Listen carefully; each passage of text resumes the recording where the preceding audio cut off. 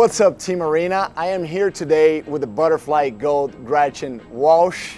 How are you doing? I'm good. Thanks for having me on. Thanks for taking the time to talk to us. Right in the middle of World Championship, have gotten a gold medal last night, now on top of the world, apparently. We're just up here. That's the bravest person in the crew. She didn't even flinch to get all the way here. Gretchen, I wanted to ask you some really a little deeper questions today, right? Aside from the obvious. You've been part of a powerhouse of swimming, like the team in UVA, right? Mm-hmm. Where greatness and excellence has been normalized.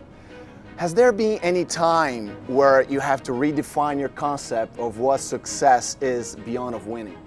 Yeah, definitely. I feel like ever since I got to UVA, it wasn't going to be an automatic win every day, and I was going to be pushed to my fullest potential just based on the amount of talent we had and the work ethic that everyone on the team has.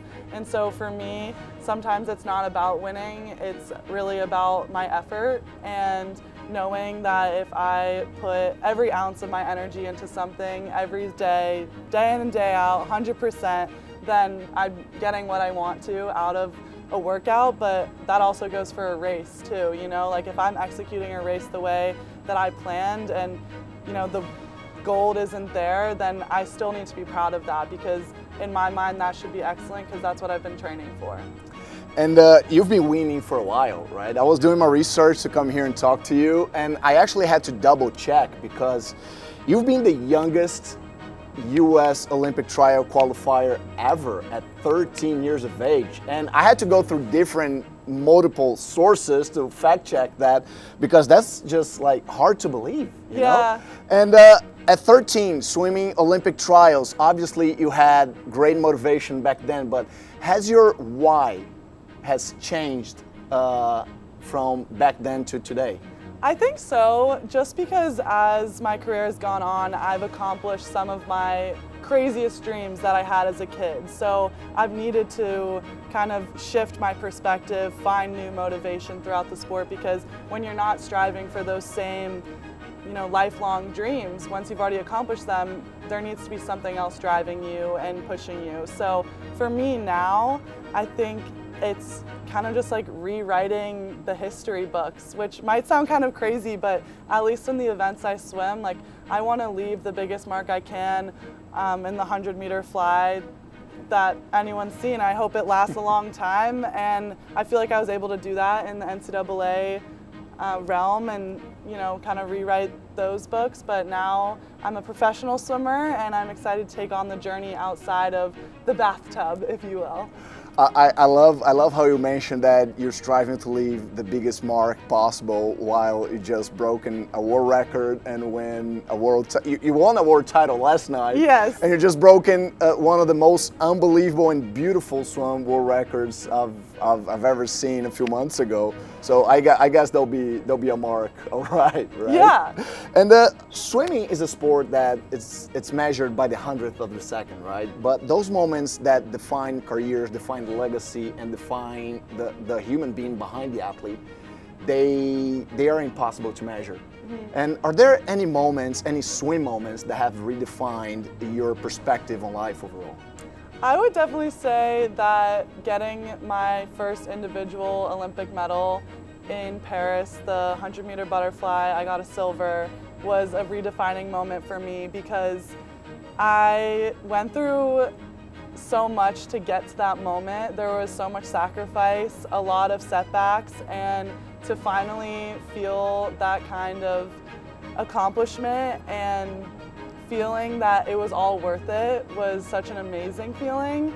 And so it kind of reminded me of my why and why I do this sport, why I love this sport, and it's for the sacrifices, but really what comes out of them in the end. And I think that can be applied to my life overall, just as a person, taking day by day, making those sacrifices for, a greater good in my life.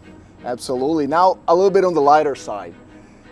Let's just do this crazy exercise, trying to imagine if the sport of swimming never existed, where would you pour your excellence and your hunger for success at?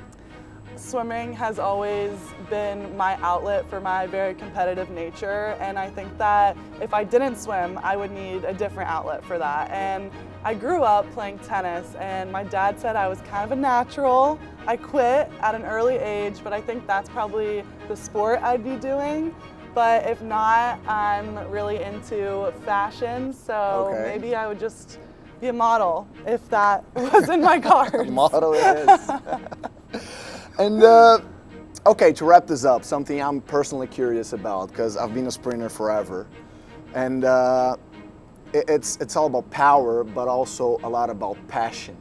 And sometimes you have a really unconventional type of stroke. That swimming is such an interesting sport because as soon as you start being successful, everybody else on the club teams and on age group swimming, they start to replicate your technique, right? But would you say that your power, it's something that is trainable, or it's something that comes a little bit more from within, something a little bit more emotional or instinctive for you? Honestly, I feel like it's a little bit of both.